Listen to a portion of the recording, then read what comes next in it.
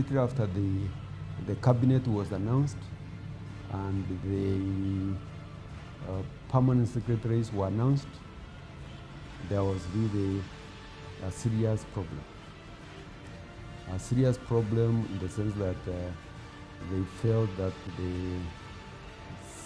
some groups felt that the number of permanent secretaries was skewed in favor of Mount Kenya. In fact, a lot of permanent secretaries came from Meru, not even Mount Kenya.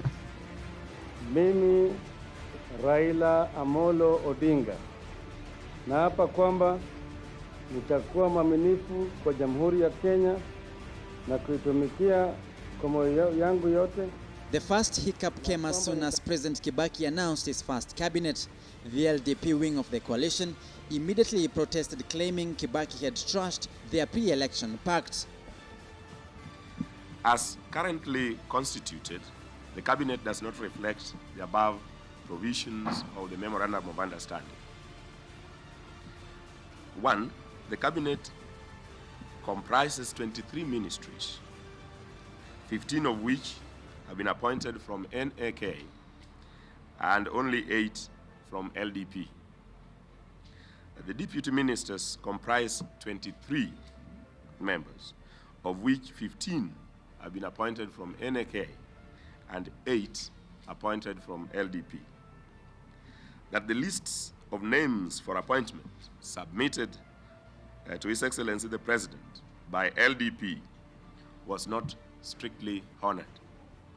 That the appointments of permanent secretaries was made without any consultation with the summit whatsoever. There was, Raila, who was the leader of the other group, felt that the people he had recommended to be ministers were not appointed. Not all of them were appointed. Here is not a question of whether the cabinet was imbalanced or not, because the cabinet was very imbalanced, actually. The cabinet was very imbalanced. But in that situation was basically some of the people who have been nominated were not given, other people were given, not from the same region.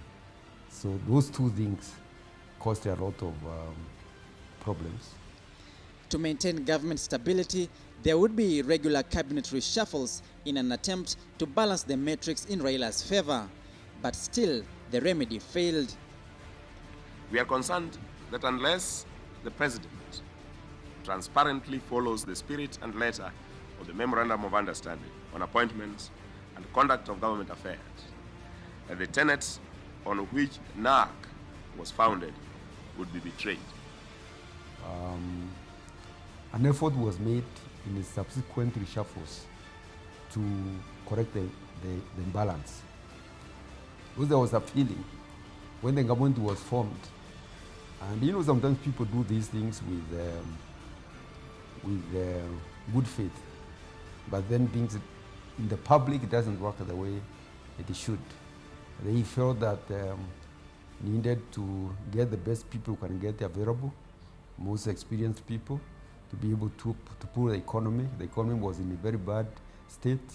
They wanted experienced people, and that was the basis. But then in this country, tribal equation is key.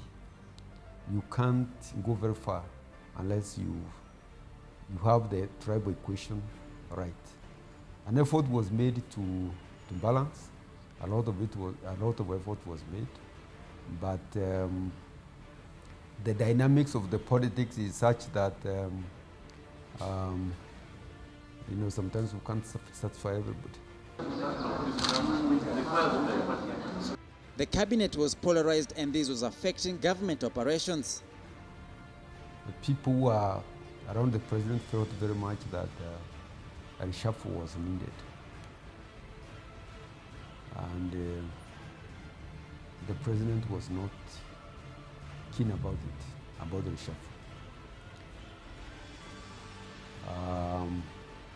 It was put off like for another 5 months, but still the opposition, the split kept on widening. Then eventually the president agreed on the reshuffle. But then was when the reshuffle came,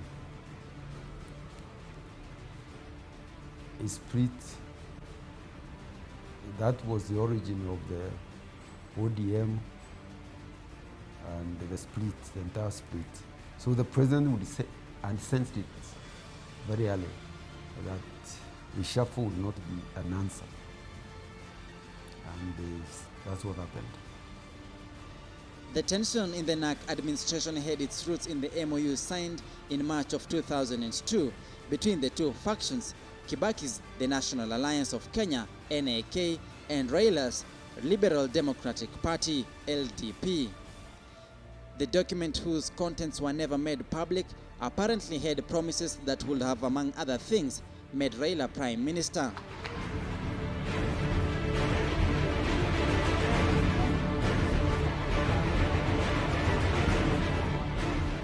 The Bomas of Kenya would provide the next big theatre for the growing animosity as each side pulled in a different direction.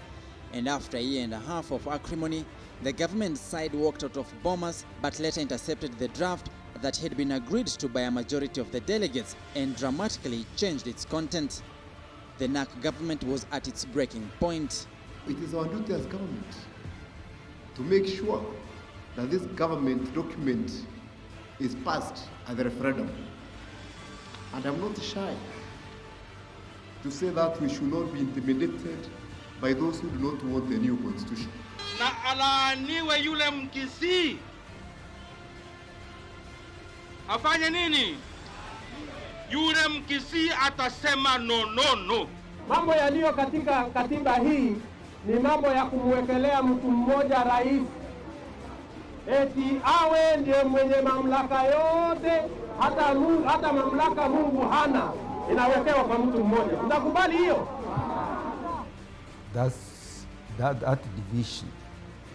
division discontent was actually transferred to the constitutional review. So the constitutional review process got split. Those who are supporting certain aspects of the constitution and others supporting different aspects. And the government itself could not reconcile. And if the government cannot offer leadership, then you cannot expect that you get a good product, because the government was split. So the constitutional review process, the first draft, lacked a united government leadership. And that's why it failed. Wangapi wanakubali katiba ya Bomas? Muniwekee machungwa juu nione. Katiba ya Bomas! Katiba ya Bomas!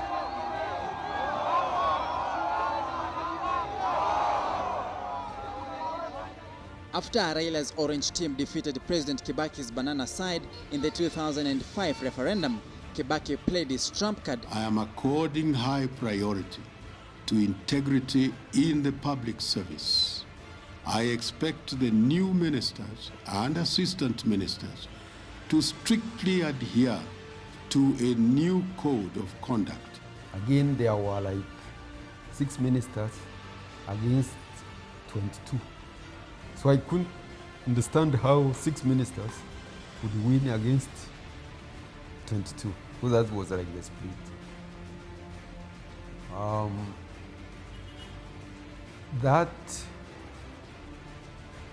When the results came, it was very devastating. In the morning, the president was at Nyeri. I called him. I told him that we are very devastated because the worst is the worst outcome. We are really devastated. The response was very simple. He said, don't worry. All that has happened is the people have rejected the draft that we have given to them. So we shall have to go back to the drawing board, and there's nothing else. Go back and negotiate anew. That battle would go all the way to the ballot in 2007 and onto the streets as Kenyans turned on another in the country's worst election-related chaos ever. And Francis Muthaura saw it all, even the great turning point when Kibaki and Raila would come together again in February of 2008 as they announced the breakthrough on the steps of Harambee House. It was a bumpy marriage of convenience, but together, Raila and Kibaki were there to witness the culmination of decades of struggle by Kenyans, the promulgation of a new constitution. It was a good product, and that's one of the best achievements actually of the Grand Coalition. Because if it did not have a Grand Coalition, I don't think we would have won the constitution, because still the country would have serious divisions on the issue of the constitution. But this time, all political groups came together and supported the constitution.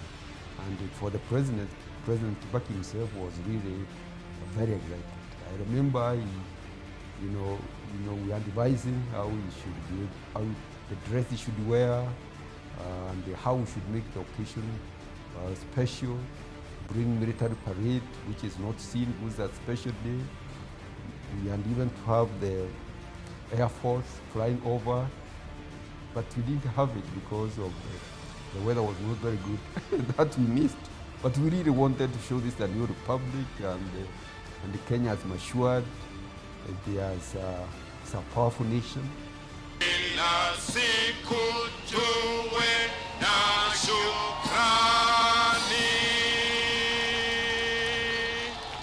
Having been President Mwai Kibaki's handler and head of civil service, Muthaura says the president would issue orders in the most cunning of manners. Heads of state or heads of government are normally very polite people. Sometimes people look at a president at a distance, but go near the president, you find it's a very humble person, and they are all like that. Talk to the President Kibaki, it's like you are talking to your father, or President Moi or President Uhuru. They are normally very humble when they are talking to you, and sometimes one has to be a bit careful, because you can very easily forget you are talking to the head of state. So that must always be in your head, that you are dealing with the head of state. Actually, what they normally do is they will ask you sometimes very politely, could you please do this? Now that's a directive you have to do. You can't tell the president, I can't do it, because he's there to govern. And you keep on responding negatively, you are literally blocking him from executing his mandate. But nonetheless, despite being in the position of power, the seasoned civil servant warns, as powerful as the positions might have been, it all boiled down to serving the president, being the president's shield, eyes and ears. A position that would earn someone both friends and foes in equal measure. It's satisfying in the sense that it's a privileged position. You are dealing with the head of state or head of government. You are dealing with the ministers. So it's really a very privileged position. You facilitate the work of the president. You facilitate. President, is in charge, is at the hub. He receives briefs from the aligning ministries. And the head of public service is there to facilitate that linkage. After the Kibaki regime, Muthaura was appointed as chairman of the Lapsset Corridor Development Authority by President Uhuru Kenyatta, a position he holds to date. Let's meet again next week, same time and same place. Keep tweeting us at Sam Ogina and at KTN News for your feedback. Until next week, it's good night for now. I am Sam Ogina.